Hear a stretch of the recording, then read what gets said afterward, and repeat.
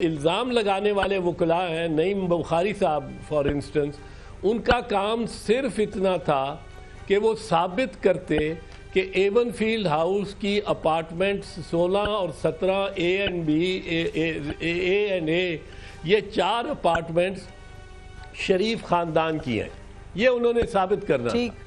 اور یہ اگر ان کو ثابت کرنا پڑتا تو ان کو کافی دشواری ہوتی، کیونکہ یہ بیہائنڈ کارپوریٹ ویلز تھیں، یہ ان کے نام نہیں تھیں، یہ نیلسن اور نیسکال کے نام تھی۔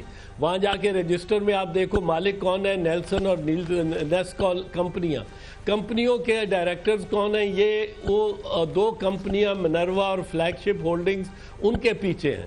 وہاں تک قانون برٹش ورجن آئی لینڈز کا اور پیناما کا پہنچنے ہی نہ دیتا، پر یہاں وہ بار ان کا ہلکا کر دیا میاں نواز شریف نے اور حسین نواز شریف نے، یہ تسلیم کر کے کہ یہ پراپرٹیز ہماری ہیں، یہ تسلیم کر لیا انہوں نے۔ وہ تو اب ان کا تو کوئی مسئلہ ہی نہیں ہے نا، اب مسئلہ نعیم بخاری کا نہیں ہے، اب مسئلہ سارا نواز شریف کا ہے۔ نعیم بخاری کو کہنے کا کہ آپ کے ڈاکومنٹس نہیں ہیں مکمل آپ کا، یہ تو اس کی کوئی بات یہ تو سمجھ نہیں آتی۔ اصل بات یہ ہے کہ میاں محمد نواز شریف نے یہ تسلیم 2 باتیں، ایک تسلیم کیا اور ایک کہی ہے۔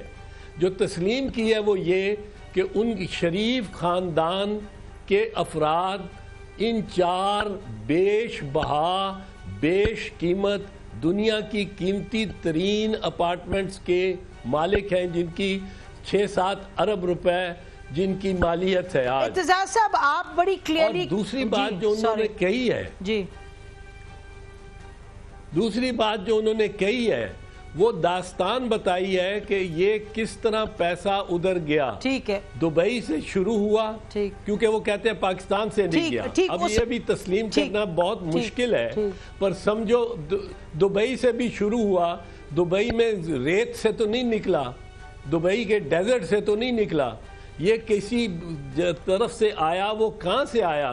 ادھر آپ لٹے پٹے تھے، زیرو ہو گئے تھے، اور ادھر آپ کے پاس اربہ روپیہ ایک دم پیدا ہو گیا کہ آپ نے گلف سٹیل مل لگا لی، پھر وہ بیچی اور آپ نے قطری خاندان کے ساتھ کاروبار کر لیا۔